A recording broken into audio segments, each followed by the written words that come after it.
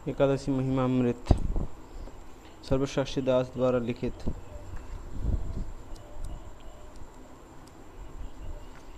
एकादशी की महिमा। एकादशी का प्राकट्य। पृथापुत्र अर्जुन ने एकादशी व्रत के बारे में भगवान कृष्ण से पूछने पर परम पुरुषोत्तम भगवान कृष्ण ने उनसे कहा, हे अर्जुन, सत्ययुग में मूर नामक एक भयानक राक्षस था जिसने समस्त देवताओं यहाँ तक कि स्वर्ग के राजा इंद्र, सूर्यदेव, विवस्वान, आठों वसुओं, ब्रह्मा, वायुदेव व अग्निदेव को परास्त कर दिया था। उसकी शक्ति से नियंत्रित देवराज इंद्र शिवजी के समक्ष जाकर बोले, हे भगवान, हम सभी देवों का अपने लोक से पतन हो गया है और हम पृथ्वी पर निस्सहाय विचर रहे हैं। हम इस यातना से किस प्रकार राहत पा सकते हैं? हमारा प्रारब्ध क्या है?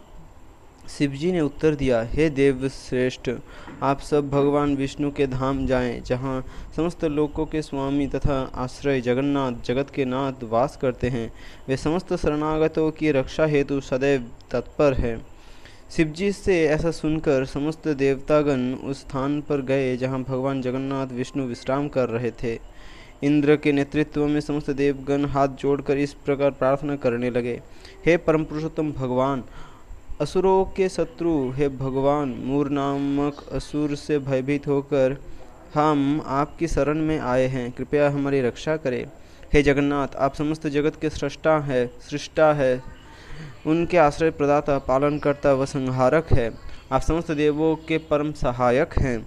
एकमात्र आप ही पृथ्वी, आकाश तथा सर्वलोक के असीम शुभ चिंतक हैं। आप ही शिव, ब्रह्मा तथा तीनों लोकों के पालनकर्ता विष्णु हैं। आप ही सूर्य, चंद्र व अग्नि के देवता हैं। आप ही शुद्ध घी, यज्ञ, पवित्र अग्नि, मंत्र, अनुष्ठान, पुरोहित तथा तप का मूल उच्चारण है। आप ही स्वयं यज्ञ, उसके प्रयोजन व यज्ञ के परम भोक्ता हैं। तीनों लोकों में कोई भी चल तथा या अचल वस्तु आपसे स्वतंत्र नहीं है। हे परम गूढ़ भयभीत प्राणियों को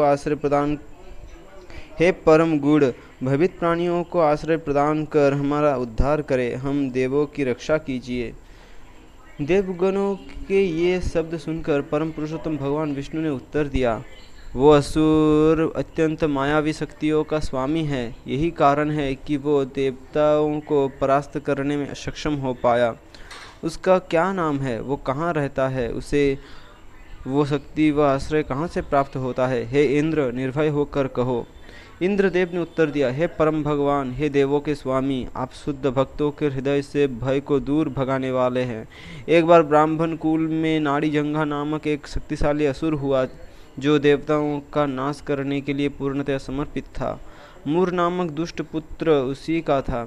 मूर की राजधानी चंद्रावती थी और उसी के आधार पर उस दुष्ट राक्षस ने संपूर्ण संसार, यहाँ तक कि देवताओं को भी परास्त कर दिया। उसने स्वर्ग के राजा इंद्र, अग्निदेव, मृत्युदेव, यमराज, वायुदेव, चंद्रदेव, सोम, जल के देवता वरुण और शिवजी को उनके स्वर्गिक लोकों से निकाल दिया। उसने सूर्यदेव की भूमिका निभाते हुए सूर्य प्रकाश फैलाना प्रारंभ कर दिया। स्वयं को मेघों के रूप में परिवर्तित कर दिया। भगवान विष्णु कृपया इस असुर का वध करें तथा देवताओं को विजयी बनाएं। इंद्र के इन शब्दों को सुनकर भगवान विष्णु अत्यंत क्रुद्ध हुए और उन्होंने देवताओं को चंद्रावती की ओर बढ़ने का आदेश दिया। सभी देवता भगवान हरि के साथ मूर की राजधानी चंद्रावती की ओर उत्साहपूर्वक बढ़ने लगे। जब मूर ने देवताओं को देखा तो वो अपनी विशाल सेना के साथ भयंकर गर्जना करते हुए आगे बढ़ा। युद्धभूमि में उपस्थित भगवान ऋषिकेश को देखकर अत्यंत क्रुद्ध असुर अपने हाथों में अनेक चमकीले अस्त्र लेकर उनकी ओर बढ़े। जैसे ही असुरों ने शंख चक्र गदाधारी भगवान पर आक्रमण किया, भगवान ने उन्हें अपने नुकीले विषैले तीरों से भेद दिया। भगवान के हाथों समस्त असुर मारे जाने के उपरांत मूर ने भगवान से युद्ध करना प्रारंभ किया। परम भगवान के द्वारा प्रयोग में लाए अस्त्रों से बचने के लिए मूर ने मायावी शक्तियों का प्रयोग किया। वास्तव में भगवान द्वारा असुर पर फेंके गए अस्त्र उसे पुष्पों के प्रहार की भांति अनुभव हो रहे थे। तब भगवान ने उसके साथ शक्तिशाली लोह जड़ित गदा से युद्ध करना प्रारंभ कर दिया। ये युद्ध 1000 स्वर्गिक वर्षों तक चला और फिर भगवान स्पष्टता थक कर बद्रिकाश्रम की ओर चल गए। वहाँ योगियों में श्रेष्ठ भगवान योगेश्वर, जो ब्रह्मांड के स्वामी हैं, उन्होंने हिमावती नामक एक अत्यंत सुंदर गुफा में विश्राम करने के उद्देश्य से प्रवेश किया। वहाँ वो गुफा 96 मील व्यास में फैली थी और उसका एक ही प्रवेश द्वार था।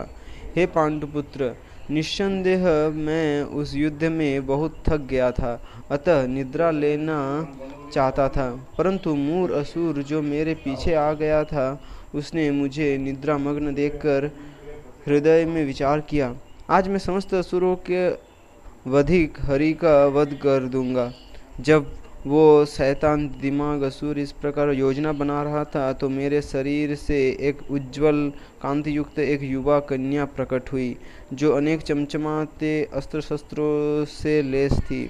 वह युद्ध के लिए तत्पर थी। उस स्त्री से युद्ध की चुनौती सुनकर मूर उससे युद्ध करने लगा, परंतु वो ये देखकर अत्यंत विस्मित हुआ कि वो अविराम युद्ध कर रही थी। तब असुरराज ने क्रोधित होकर कहा, किसने इस भयावह स्त्री का सृजन किया है, जो बिजली की सी शक्ति से मुझ पर प्रहार कर रही है। ये कहते हुए वह पुनः युद्ध करने लगा, पर एकाएक उस देदीप्यमान देवी ने उसके समस्त अस्त्रों को नष्ट कर दिया। मूर जब उस पर प्रहार करने दौड़ा, तो उसने मूर का सिर धड़ से अलग कर दिया। इस प्रकार वो असुर यमलोक सीधा गया। फिर भगवान निद्रा से जगे तो उन्होंने मूर असुर का मृत शरीर तथा साथ ही कन्या को करबद्ध नतमस्तक अवस्था में अपने समक्ष पाया। ब्रह्मांड के स्वामी ने मुख पर विस्मयकारी भाव लाते हुए कहा, अरे, इस दुष्ट असुर का वध किसने किया?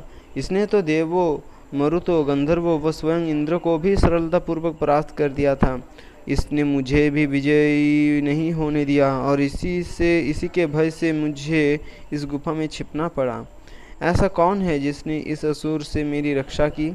कन्या ने कहा, आपके दिव्य शरीर से प्रकट होकर मैंने ही इस असुर का वध किया है। हे भगवान हरि, वास्तव में आपको निद्रामग्न देखकर ये आपको क्षति पहुंचाना चाहता था, इसलिए इस कंटक का अभिप्राय जानकर मैंने इसका वध कर दिया और इस प्रकार समस्त देवताओं को भय मुक्त कर दिया।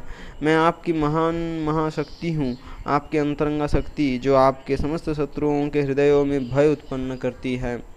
हे प्रभु, कृपया मुझे बताइए कि इस असुर के वध से आप इतने चकित क्यों हैं? परम पुरुषोत्तम भगवान ने कहा, हे पाप रहित, मैं ये देखकर अत्यंत संतुष्ट हूँ कि आपने इस असुर का वध कर दिया है।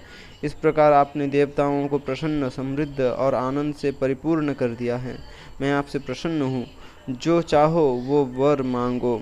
कन्या ने कहा, हे भगवान हरि, हे भगवान, यदि आप मुझसे प्रसन्न हैं तो मुझे वर अथवा वो शक्ति प्रदान कीजिए जिससे मैं आज के दिन उपवास करने वाले व्यक्ति को महान पापों से मुक्त कर सकूं।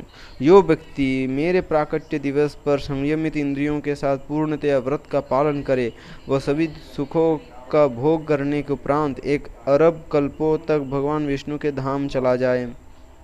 जो कोई संध्या में या मध्याह्न में एक बार अन्न रहित भोजन करे, कृपया उसे धार्मिक, मनोदृष्टि समृद्ध तथा अंत में मुक्ति प्रदान करे। परम पुरुषोत्तम भगवान ने कहा, हे परम पवित्र स्त्री, आपकी प्रार्थना मुझे स्वीकार्य है। मेरे सभी भक्त आपके प्राकट्य के दिन उपवास करेंगे और इस प्रकार तीनों लोकों में उनकी ख्याति फैलेगी और अंततः मेरे साथ मेरे धाम आकर वास करेंगे। आप शुक्ल पक्ष के 11वें दिन प्रकट हुई, इसलिए आपका नाम एकादशी होगी। यदि कोई व्यक्ति एकादशी के दिन उपवास करता है तो मैं उसके समस्त पापों को जलाकर भस्म कर दूंगा और उसे अपने दिव्य धाम में स्थान दूंगा। शुक्ल तथा कृष्ण पक्ष की एकादशी तिथि मुझे अतिशय प्रिय है। इस प्रकार कन्या को वर प्रदान कर परम भगवान एकाएक अंतर्धान हो गए। उसी दिन से संपूर्ण ब्रह्मांड में एकादशी का दिन अत्यंत पुण्यवान व प्रसिद्ध हो गया। हे अर्जुन, एकादशी व्रत का गंभीरतापूर्वक पालन करने वाले व्यक्ति के सभी शत्रुओं का मैं नाश करता हूँ वह सर्वोच्च लक्ष्य प्रदान करता हूँ। जो स्वयं को भगवान विष्णु के प्रति समर्पित करते हैं वह अपना समय एकादशी की महिमा के अध्ययन में लगाते हैं, वे यशस्वी हैं। जो एकादशी के दिन कुछ भी ना खाने का संकल्प लेते हैं उसे अश्वमेध यज्ञ का पुण्य प्राप्त होता है, इसमें कोई संशय नहीं है। एकादशी देवी का प्रादुर्भाव मार्गशीर्ष मास के शुक्ल कृष्ण पक्ष में हुआ है। एकादशी देवी का प्रादुर्भाव मार्गशीर्ष मास के कृष्ण पक्ष में हुआ है। हरे कृष्ण।